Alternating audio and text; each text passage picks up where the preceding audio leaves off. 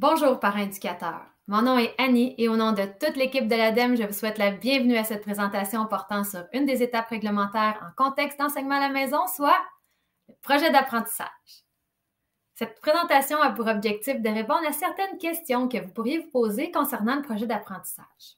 Entre autres, quelles sont les échéances du projet d'apprentissage? Pourquoi doit-on en rédiger un? Quelles sont les exigences du projet d'apprentissage? Et finalement, quand et comment le transmettre? Avant de commencer, j'aimerais vous présenter le document des exigences en contexte d'enseignement à la maison. Ce document est la référence pour un parent éducateur. Il présente toutes les informations liées à chacune des étapes réglementaires. Vous y trouverez aussi des descriptions, de multiples exemples, des astuces pratiques, des pistes de suggestions, des ressources utiles et plus encore. Vous trouverez dans le document des exigences en contexte d'enseignement à la maison l'échéancier des étapes réglementaires.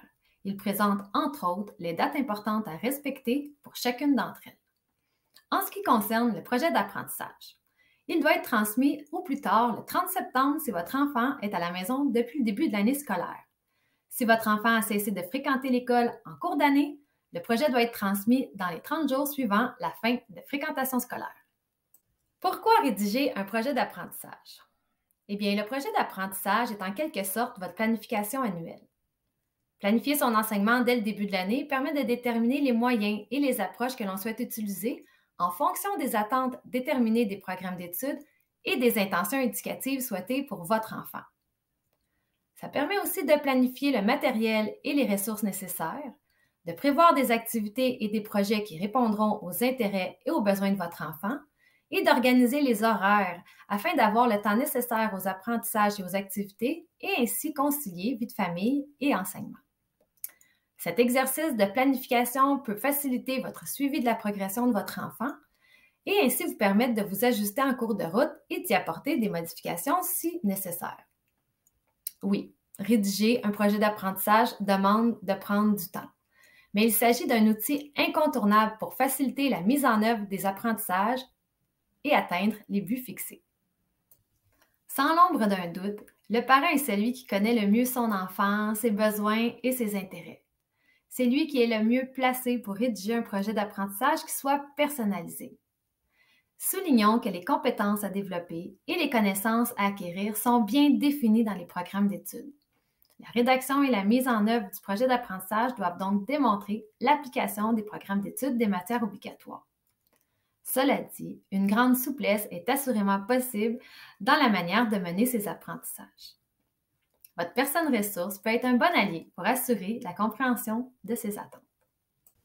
Pour vous aider à rédiger vos documents, la Direction de l'enseignement à la maison, l'ADEME, rend à votre disposition des canevas.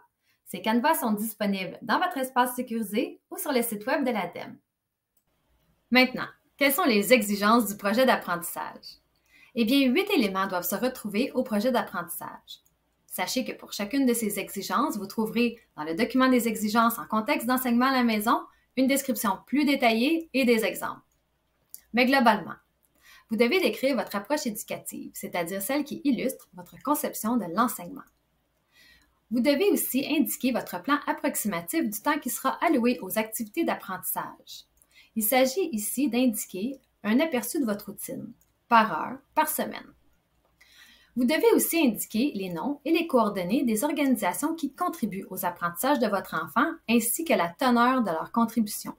Il peut s'agir ici d'un centre de tutorat, d'un service d'orthopédagogie, d'association. Vous devez indiquer le dernier niveau des services éducatifs que votre enfant a reçu d'une école et indiquer les apprentissages ciblés autres que ceux qui sont obligatoires.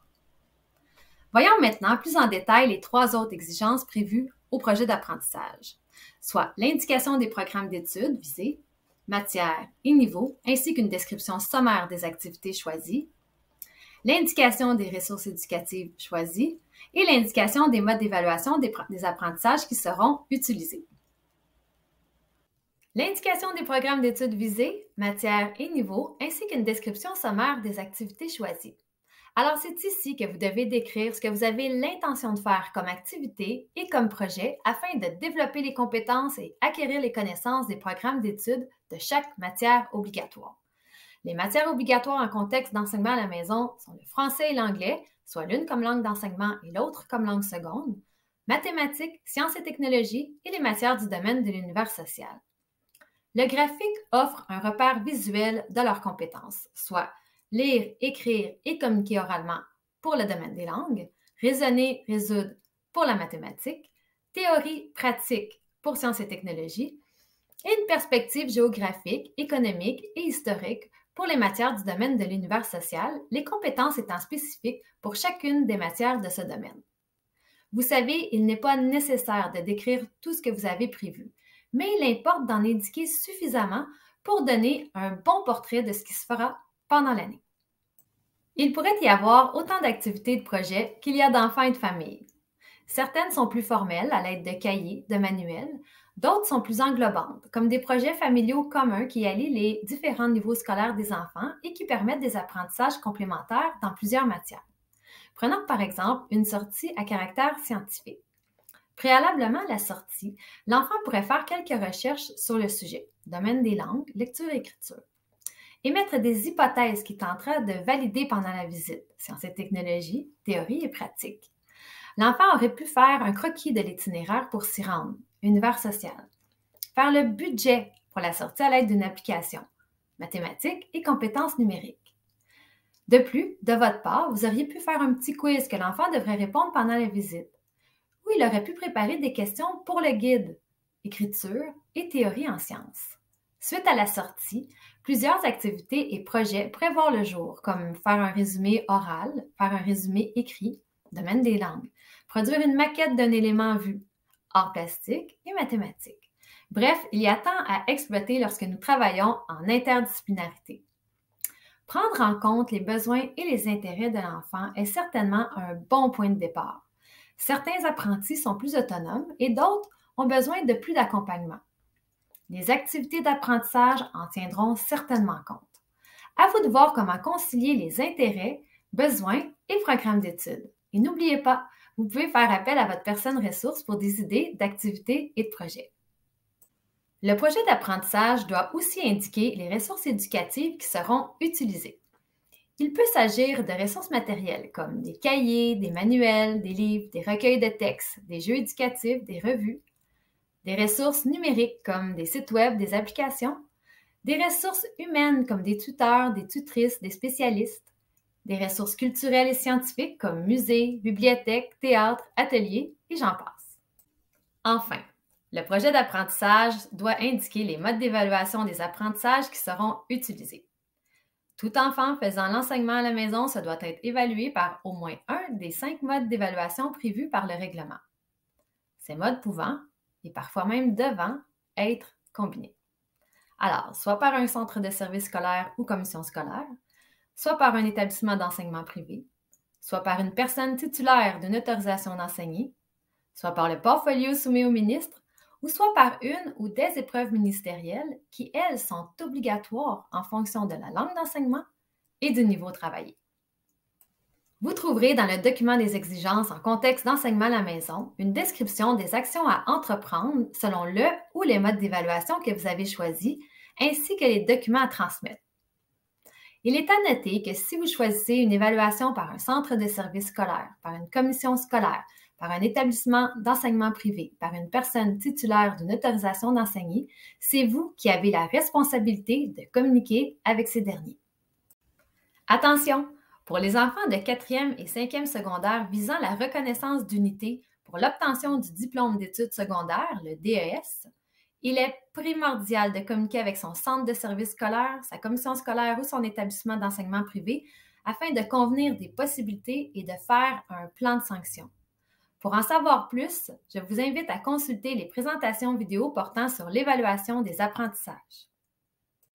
Le projet d'apprentissage doit offrir un bon aperçu, un bon portrait de ce qui sera mis en œuvre cette année pour permettre l'acquisition de connaissances et le développement des différentes compétences des matières obligatoires.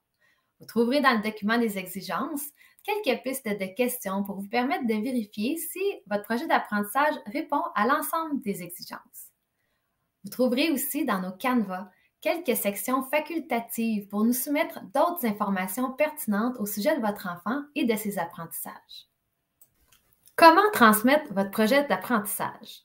Il suffit tout simplement de les déposer dans votre espace sécurisé. Vous pouvez aussi les transmettre par télécopieur ou par courrier au bureau de l'ADEME de Montréal. Quelques petites informations avant de se quitter. En tant que parent éducateur, vous êtes responsable de la mise en œuvre du projet d'apprentissage. Vous devez donc être en mesure de vous prononcer sur la planification des apprentissages et sur la progression des apprentissages de votre enfant. Des changements peuvent être apportés en tout temps au projet d'apprentissage de votre enfant. Il suffit d'en aviser votre personne ressource. Une fois votre projet d'apprentissage transmis, il sera lu et analysé par votre personne ressource. Elle communiquera avec vous pour vous donner une rétroaction et vous soutenir au besoin. N'hésitez pas à communiquer avec elle, que ce soit pour l'élaboration de votre projet d'apprentissage ou pour toute autre question, sachez qu'elle est disponible pour vous aider. Vous pouvez nous joindre par la messagerie via votre espace sécurisé ou par téléphone. Un grand merci pour votre écoute et au nom de toute l'équipe d'ADEME, je vous souhaite une belle année enrichissante, pleine de projets et d'apprentissage.